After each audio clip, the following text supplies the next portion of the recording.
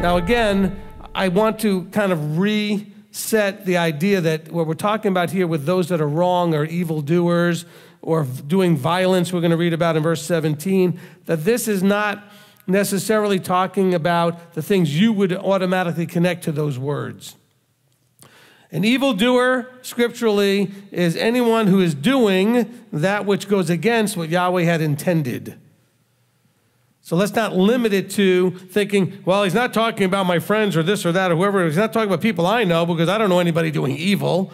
Oh, sure, they eat pork and don't keep Sabbath and blah, blah, blah, but they're not doing evil. I know we are very independent as people at times, but there's a piece of us still that would rather not be by ourselves, not walk alone. We'd like to know that others are on the same path, on the same page. Look, as a teacher, if I ever go and speak anywhere, which I do very rarely, I will often get people coming up to me to ask questions that I know is their attempt to find out if the teacher or the guest speaker agrees with their position so they can go tell everybody, hey, you know that thing I'm into? He agreed with me. These are people that are actively and probably not purposefully, in other words, they're not aware of what they're doing, taking the word and doing violence to the word, to the teachings, and then they're trying to get others involved, causing them to fall. Their intent is not to cause anybody to fall. They're like the ones who go to Yeshua and say, Master, Master, but we've done all these things in your name. We thought we were doing good.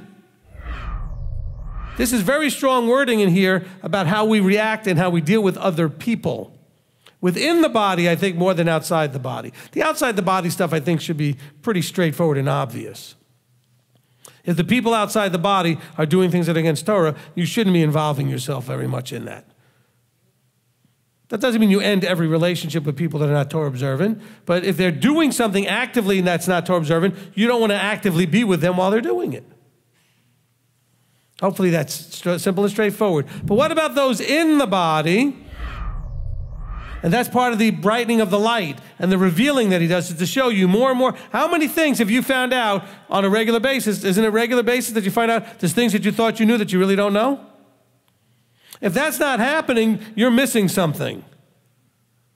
You should be continuously finding things, maybe one thing here, one thing there. Maybe it's not like at the beginning, it was hundreds of things. Some of you at the beginning were like, oh man, did we not have anything right? Anybody ever have that thought? Like, did we not have anything right? No, you had some things right. Not many maybe, but you had some things right. You knew that there was a father and there was a son. What does this have to do with covenanting? If you're not covenanting that without this approach, you're going to bend and twist it into your own image and you're not going to understand what you signed on for. There are people that will misrepresent the idea of covenant. They'll misrepresent the actual covenant and twist it into something that it actually is not saying. And so remember, this is all about how we approach the relationship called covenant.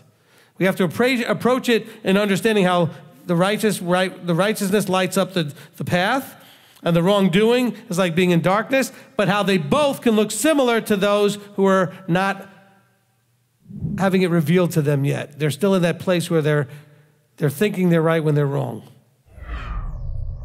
So here he's trying to give us that comparison between righteous walk and the wrong walk or the evil walk. And he's trying to encourage you that if you see people walking in a direction that doesn't look exactly right to you, don't judge it, don't attack it, walk past it. Don't involve yourself. Now, it may be that they're right and you're wrong. If that's true, he'll show you. But let him do that showing and discerning. But at the moment, walk it with integrity. I think what he wants us to do more than anything else is walk with integrity with what you know. He always does this beautiful thing. At least I think it's beautiful. He reminds you about your part in it. Incline your ear. That is an active thing that you do. He doesn't do it for you. See, I'm speaking. You don't have to incline your ear to listen. Yeah, the sound will pass over you and might go in your ear, go out the other, whatever. But to listen in an active way, you have to incline your ear.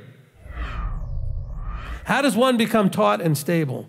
What amount of instruction and study qualifies you to be taught and stable? And by the way, maybe I'm wrong here. We do have a teaching called Learn and Teach the Torah, which I need to redo, so we'll redo that at some point, hopefully this year. But to be taught, I think, implies there being a teacher. So if you're untaught, maybe you're someone without a teacher. And maybe that makes you more susceptible to twist the scriptures to your own destruction and others, which fits into Proverbs 4 when you're warned against this stuff. So how do you fix a problem of ignorance? Education, right? What cures ignorance? Instruction. Find that teacher from verse 11 and take the ignorance away.